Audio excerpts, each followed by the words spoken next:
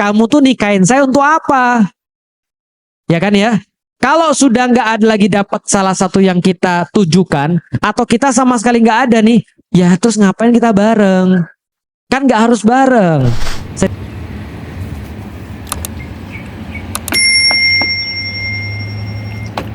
Jodoh. Kalau jodoh itu di dalam keyakinan kita, jodohnya, ajalnya, rizkinya, kan jodoh termasuk rizki ya. Itu sudah ketetapan atau ketentuan daripada Allah, sudah takdirnya Allah. Lalu bagaimana ketika seseorang itu, contoh ya, saya sekarang nikah, istri saya, maka itu adalah ketentuan Allah bagi saya. Paham ya? Tapi bukan berarti saya tidak bisa milih. Paham sampai di sini ya? Kan kita sudah bahas takdir itu gak usah dipikirin. Yang kita pikirin adalah kita bisa milih atau tidak. Contoh, kita punya seorang suami misalnya. Suami ini di rumah main judi, diomongin ngamuk, pulang mukul, sama anak nggak sayang, apalagi? Kurang apa lagi? Ngutang kita yang bayar. Apalagi? Kurang apa lagi? Sudah semua ya? Sholat nggak mau, gitu ya. Semualah yang jelek-jelek pada laki-laki. Maka ada ibu-ibu yang nanya gini, Ustadz, apakah kalau gitu saya harus beriman pada takdir Allah? Saya bilang itu bukan takdir, karena takdir itu yang gak usah dipikirin. Kalau itu malah kepikiran terus. Jelas sampai di sini ya. Maka dalam perkara-perkara kayak gini, ajak ngobrol sama suaminya. Tolong ngobrol, Pak, kita tuh nikah untuk apa sih?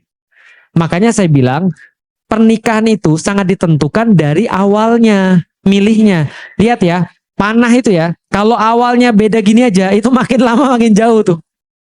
Kalau awalnya nih nggak sama nih, ya udah makin lama makin jauh. Nggak usah hari ini, ya 2 jam lagi aja udah beda. Kenapa nggak satu visi, nggak sejajar? Makanya Allah katakan min anfusikum azwajan, di antara diri kalian sendiri yang setara, yang menjadi pasangan-pasangan kalian. Bisa dipahami ya? Oke, balik lagi. Berarti itu pentingnya satu visi. Lah, kalau ada orang tadi riuh kayak tadi, ditanyain lu, Pak, kita nih nikah untuk apa? Oke, lihat. Tujuan nikah, ibu-ibu tahu tujuan nikah? Tujuan nikah tahu? Punya anak, jelas. Selain punya anak, apa lagi? Ibadah kepada Allah. Ibadah itu bentuknya apa? Banyak. Ada ibadah fisik, ada ibadah non fisik. Secara sederhana, tujuan pernikahan itu ada dalam surat Ar-Rum ayat 21. Wa min ayatihi an khalaqalakum min anfusikum azwajan litaskunu ilaiha wa ja'ala bainakum mawaddatan wa rahmah. 4. 1. Untuk satu visi, kerja bareng, ibadah bareng, ini satu. Yang kedua, litaskunu sebagai bentuk ketenangan yang diberikan oleh Allah bagi laki-laki ataupun bagi seorang wanita. Ini yang kedua. Yang ketiga, mawaddah, cinta dalam bentuk nafsu, boleh, nggak ada masalah. Fisik, nggak ada masalah. Yang keempat, rahmah, adalah cinta dalam bentuk yang bersifat non fisik, seperti anak dan seterusnya.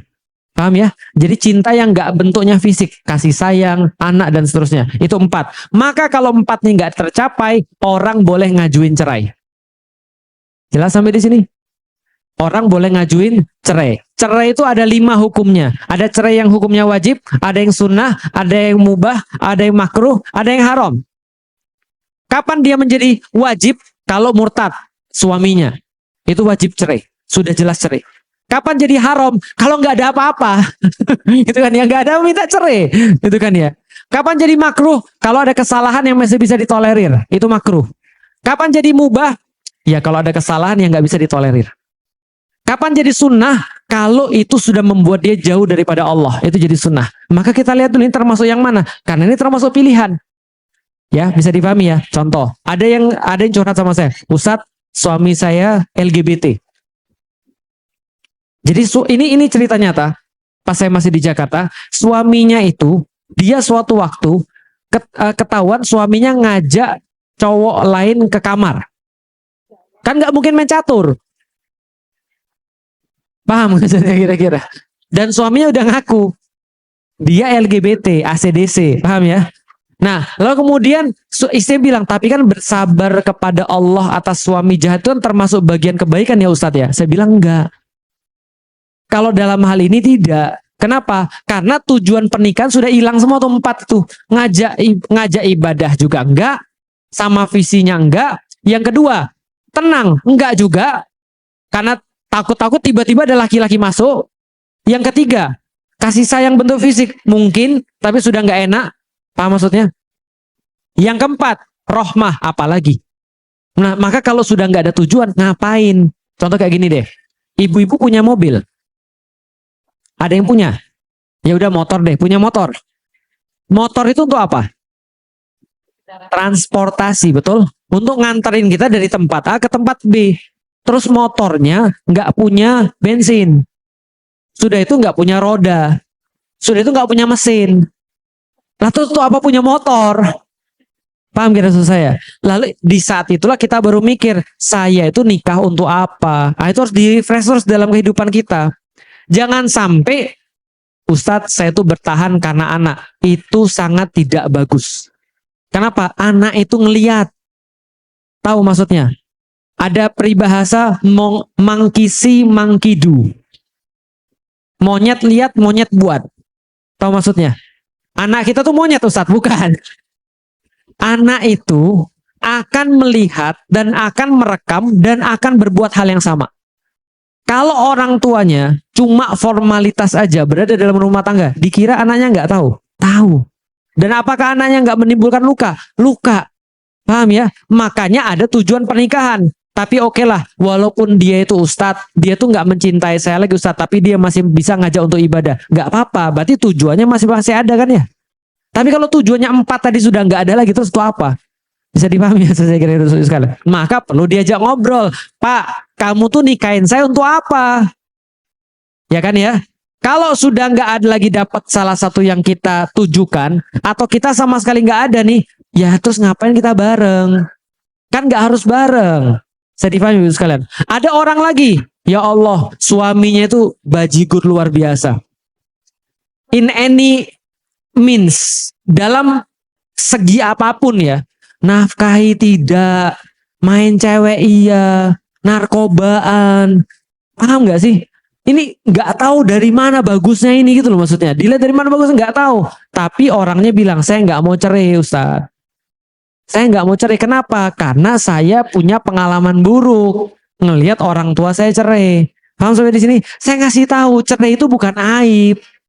Cerai itu adalah salah satu cara yang Allah berikan dan Rasul berikan dan dihalalkan bagi kasus-kasus tertentu supaya orang tuh bisa restart, bisa mau ibadah pada Allah. Enggak cuma di situ aja, tapi bisa dia mau bertobat gitu loh kira-kira. Itu caranya, cara pendidikan. Makanya saya sering katakan dalam beberapa kasus teman saya yang lain itu luar biasa masalah masuk istrinya. Akhirnya saya bilang, apa ini nggak bisa diobrolin lagi? Boleh Ustadz. Akhirnya dua-duanya saya ajak ngobrol. Malah berantem. Wow, sekalian. Berantem dalam perkara-perkara kecil. Saya bilang, kasih waktu. Kasih waktu. Oke, masa iddah. Kamu sudah talakan, kasih masa iddah. Coba ngobrol. Ngobrol dalam masa iddah. Ternyata sudah selesai. Tetap nggak mau. Benar-benar nggak cocok. Malah mau ke fisik. Ya kan? Akhirnya saya bilang, ya sudah cerai. Yang satu nikah sama yang lain. Yang satu nikah sama yang lain. Dan dua-dua ini kehidupannya bahagia. Taat. Makin taat jadinya. Bisa dipahami? Kadang-kadang Allah tuh ngasih cerai itu sebagai sebuah pendidikan. Tapi jangan jadi mainan. Paham ya? Ustaz saya rencananya mau cerai aja Ustaz. Lah kenapa? Nah itu suami saya tuh hidungnya kurang 1 senti mancungnya Ustaz. Enggak juga gitu kan ya. Atau istri dicari-cari kesalahannya. Makanya Allah katakan di dalam Al-Quran, kalau Anda nggak suka pada satu istri karena keburukan dia, Anda mungkin akan menyukai kebaikan-kebaikan yang lain yang banyak. Bisa dipahami ya. Maka syarat orang jadi wali itu adalah punya istri yang cerewet. Nah maksudnya karena dia bersabar tiap hari lagi. Waliullah langsung gitu kan ya, paham ya? Nah artinya kita itu tidak meremehkan, tapi kalau memang sudah tidak ada jalan, ya sudah, disitulah perlunya konsultasi pada yang paham. Maka di dalam Al-Quran Allah sampaikan, kalau ribut nih rumah tangga, maka suami pilih satu hakim, satu orang paham agama, yang istri pilih satu orang yang paham agama, yang dua ini tidak ada kepentingan. Mereka adalah diskusi. Setelah mereka diskusi, ini masalahnya kayak gimana? Oh, masalahnya gini, gini segala macam. Biar dua orang itu yang mutusin. Karena mereka lebih paham. Insya Allah kalau dua ini sudah mutusin, keputusan yang terbaik buat dua orang ini. Bisa difahami ya? Tapi kalau seandainya kita terus meneruskan pernikahan, walaupun nggak ada tujuan dalam pernikahan itu sama aja kita naik mobil tapi ngarep nyampe. Ya nggak sampai-sampai, malah nanti kerusakan buat yang lain. Ustadz, saya nanti khawatir anak saya nanti broken home. Justru Anda besarin anak di tengah-tengah keluarga yang Anda tidak punya kasih sayang, di mana Anda saling membenci, di mana Anda saling nggak bisa kerja sama, itu akan buat dia hal yang sama. Bisa dipahami ya? Jangankan Anda ribut sama suami. Jangankan Anda status tanpa hubungan. STH gitu ya. Jangan kan kayak gitu. Ribut sama suami aja, Anda nggak boleh publis ke anak-anak loh. Paham nggak maksudnya? Kalau Anda publis ke anak-anak, itu nanti anak-anak pasti ada pengaruhnya. Suami marahin istri di depan anak-anak. Itu nanti anak-anak mikir apa? Berarti ibu saya itu nggak ada harganya. Paham nggak sih maksudnya? Berarti bisa dimarahin kayak gitu. Itu fatal. Apalagi seorang istri marahin suaminya di depan anak-anaknya. Hilang otoritas. Besok bapaknya bilang, "Bo ya kamu belajar." Alah, anaknya bilang kamu aja dimarahin. Paham gak sih maksudnya?